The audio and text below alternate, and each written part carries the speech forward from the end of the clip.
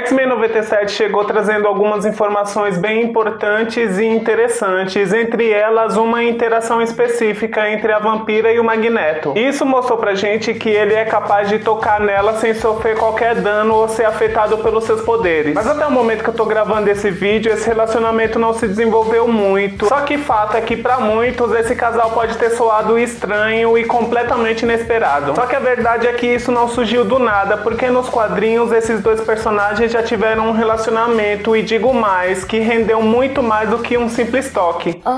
Partindo disso, nesse vídeo eu trouxe 6 casais completamente improváveis e até estranhos que já aconteceram nos quadrinhos da Marvel. Oi, eu sou o Raoni Soares. E uma coisa que a gente vê acontecendo o tempo todo nos quadrinhos é a formação de novos grupos, o que coloca um ou outro personagem em uma determinada equipe na qual a gente nunca imaginou ver ele. Isso faz com que os personagens criem laços em interações de amizades e até mesmo romântica que na nossa cabeça criam um nó, por ser uma situação completamente inesperada ou inusitada demais. E eu acredito que o caso da Vampira e do Magneto seja um desses, tanto que esse foi o casal que me deu a ideia para estar fazendo esse vídeo. Porque por mais que esses dois façam parte das mesmas histórias, eles juntos como um casal talvez não tenha sido algo que a gente pensaria. Bem, pelo menos eu não pensaria neles dessa forma. Foda-se. A primeira interação diferente entre eles aconteceu na revista número 274 da saga Atração Fatal de Fabulosos X-Men. E lá eles estavam na Terra Selvagem em uma missão de resgate aos mutantes que tinham sido capturados. O que acabou aproximando eles nessa situação foi a solidão que a missão causou neles. Além do clima da natureza selvagem em volta deles, também servir como algo mais brutal entre eles, se é que você me entende. Isso fez com que eles tivessem um breve romance naquela situação. Mas o relacionamento entre eles que mais ganhou um certo foco foi o que aconteceu na saga da Era do Apocalipse, que se passa em uma realidade alternativa na Terra 295. E lá o Professor Xavier tinha sido morto pelo seu próprio filho antes mesmo de fundar os X-Men, o que fez com que o Magneto se tornasse esse fundador. Nessa realidade, o Magneto e a Vampira vivem um relacionamento de forma completamente livre e até mesmo carnal, sendo que eles conseguem se tocar e se beijar tranquilamente. E eles conseguiam fazer isso porque nessa época a Vampira tinha absorvido permanentemente os poderes da Polaris, que é filha do Magneto e que, assim como ele, também tem o poder de manipulação do magnetismo, o que fazia com que os seus poderes anulassem um ao outro, o que permitia com que eles pudessem se tocar sem o Magneto ser afetado pelo poder da Vampira. E além disso tudo, esse relacionamento resultou até mesmo em um filho chamado Charles Lanchier. Ele tem habilidades psíquicas extremamente poderosas e ganhou o nome do Charles como uma homenagem ao Professor Xavier. O Quarteto Fantástico é uma das primeiras grandes equipes da Marvel, e junto com ela, o relacionamento de Sue Storm e Reed Richards se tornou igualmente icônico. E eu me arrisco dizer até mesmo que esse é um dos maiores casais que a editora já criou até hoje. Só que nem sempre foi assim, porque basicamente como todo casal, esse também tem os seus problemas. E olha, põe problemas nisso. E é aí que entra um fura-olho chamado Namor na história. Ele supre um certo encanto pela Mulher Invisível desde o seu primeiro encontro, quando ele tentou atacar a superfície. E por isso ele vem tentando conquistar a Mulher Invisível por anos e anos seguidos. E para isso ele passa a usar do seu charme para tentar convencer a ela a deixar o Senhor Fantástico para ficar com ele. E ele chegou até mesmo a ficar nu e molhado na frente dela. Uma delícia.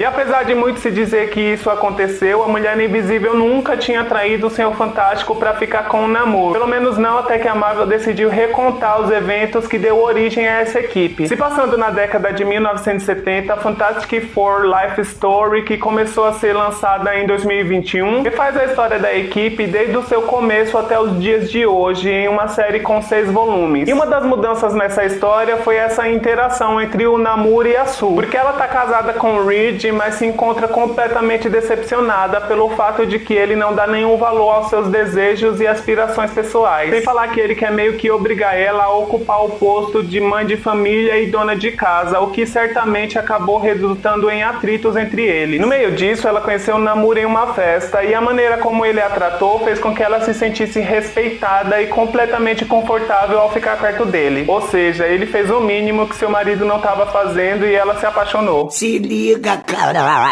Por conta disso, nessa história, ela escolhe deixar o Reed pra ficar finalmente com o Namor. Mas fora essa, também existe uma outra história onde os dois não apenas se relacionam, como eles chegam até mesmo a ter um filho juntos. Em 1990 foi lançada a revista O que Aconteceria se o Namor tivesse se casado com a Mulher Invisível. Sim, esse é o título da revista. E essa história se passa na Terra 772 e vemos o Namor casado com a Mulher Invisível, enquanto o Senhor Fantástico, completamente amargurado, planeja um ataque para criar uma guerra entre a Atlântida e a superfície. Afinal de contas, ele é o homem mais inteligente que existe. O próximo casal eu acho que é não apenas só improvável, como também acho completamente sem sentido nenhum. Eu particularmente gosto muito da Mística, eu acho ela uma personagem completamente intrigante e extremamente carismática. Mas diz aí, quais as chances de você, do nada, pensar em um casal formado entre ela e o Homem de Gelo? É o quê?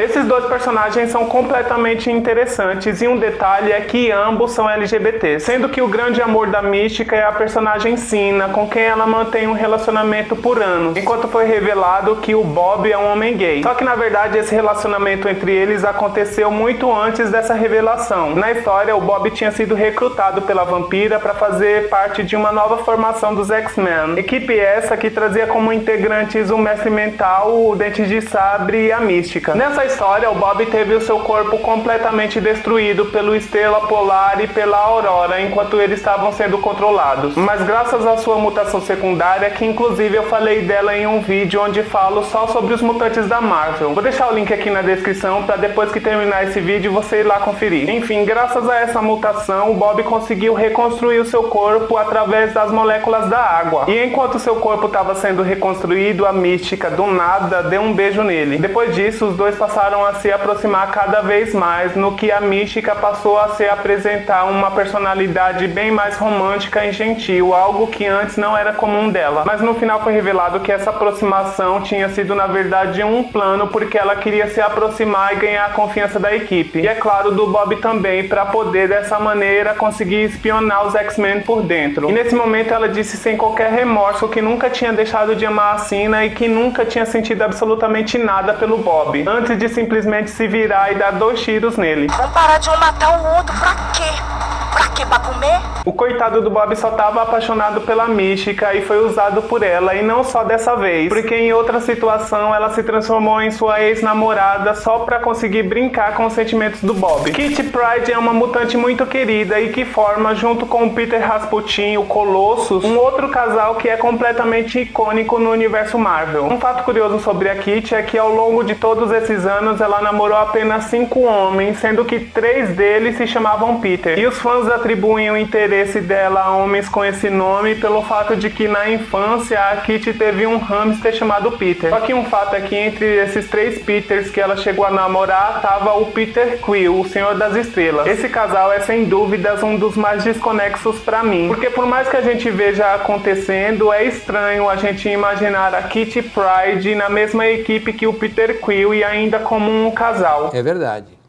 Quer dizer, às vezes não. E os dois se conheceram em uma situação em que os alunos da Kitty tinham sido sequestrados por um bando Shear. Esse relacionamento não durou tanto, mas a Kitty se tornou a única X-Men a fazer parte dos Guardiões da Galáxia. Ela chegou até mesmo a lutar contra o Thanos e adotou o nome de Senhora das Estrelas. Eu garanto que os próximos 2 casos são a definição total de casais completamente inesperados e bizarros. Mas antes de partirmos para ele, eu quero pedir para você deixar o seu like se estiver curtindo o conteúdo até aqui. Isso é extremamente importante para o engajamento do meu vídeo e isso colabora muito para fazer com que o meu conteúdo chegue a um novo público. Então vamos colaborar com o criador aqui, porque isso é extremamente rápido e de graça. O próximo caso não chegou a ser consumado de fato, mas não deixa de ser bizarro do mesmo jeito. Que o Professor Xavier é um ótimo mentor e conselheiro para os X-Men, ninguém duvida. Ele cumpre meio que o papel de pai para essa equipe, como essa figura sábia que ele acabou se tornando ao longo do tempo. Mas a verdade é que já rolou uma revelação, se prepara, que deixa claro que ele era apaixonado pela Jean Grey.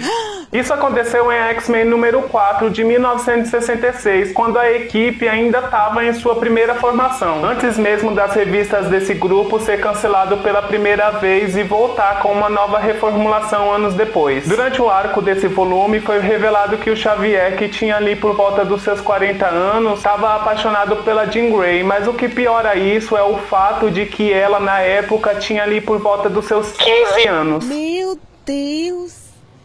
Jesus! Graças a Deus, depois que foi retomada em 1975 com Giant Size X-Men, essa ideia desse amor problemático foi deixada completamente de lado. E o professor passou a ser apenas o que era para ele ser desde o começo, o grande e sábio homem que orienta e ajuda a sua equipe. E se você acha essa ideia de um professor de 40 anos que se apaixona por uma garota de 15 bizarra, é porque ainda não sabe o que vem agora. O caso mais sem noção que orgulharia profundamente a Cersei e o Jaime Lannister aconteceu nos anos 2000. O pior nesse caso foi saber que a Marvel pensou não apenas que esse casal seria interessante de ser formado, como também acabou formando na série Ultimate. A série Ultimate veio com o objetivo de reformular os personagens clássicos da editora, dando a eles histórias bem mais modernas que não podiam ser contadas no universo principal da Marvel. E isso resultou em umas coisas bem legais, como na adição do Miles Morales, que deu tão certo que foi trazido para o universo principal da Marvel e fez parte até mesmo dos Vingadores. Mas outras mudanças foram completamente de ladeira abaixo e cagaram com a história de personagens como a Feiticeira Escarlate, que começou um relacionamento amoroso com o seu próprio irmão Mercúrio. Minha nossa! Geralmente esses dois personagens podem ser os exemplos mais interessantes da Marvel quando se trata de desenvolvimento de relacionamento familiar. Mas na série Ultimate, o Mercúrio fica completamente obcecado pela Wanda e isso escalona por diversos problemas diferentes. Enquanto o relacionamento entre eles dois é visto por outros personagens até de forma mais natural. Como é o caso da Vespa, que fica até do lado deles e apoia essa relação. No final, a Feiticeira Escarlate acabou sendo morta por uma bala projetada pelo Ultron. Eu acho que a Marvel tinha visto a cagada que eles tinham feito e isso foi a maneira de consertar isso. E como se já não bastasse, nessa história até mesmo o Wolverine se mostrou muito interessado pela Wanda. O que, levando em consideração, nem seria tão bizarro assim. Mas o que faz isso estranho é o fato de que o Wolverine tinha se relacionado com a mãe da Wanda. E que pelo fato dela se parecer muito com a sua mãe, fizesse com que esse interesse surgisse na cabeça do Wolverine. Eu acho que nessa história o Wolverine podia muito bem dar a mão ao Christian Grey e ir junto com ele pra terapia.